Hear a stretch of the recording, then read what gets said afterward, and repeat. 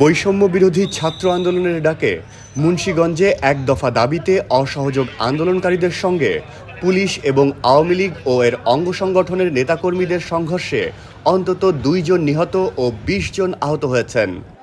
আজ রোববার সকাল 11:15টার দিকে শহরের সুপারমার্কেট এলাকায় এ সংঘর্ষের ঘটনা ঘটে।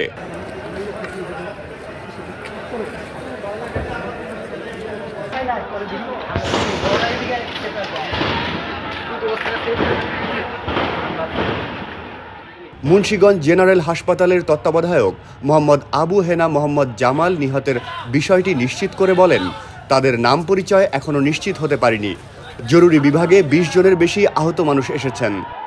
নিহত দুজনই পুরুষ ও তারা পেশায় শ্রমিক। তাদের বয়স 22 থেকে 25 বছরের মধ্যে।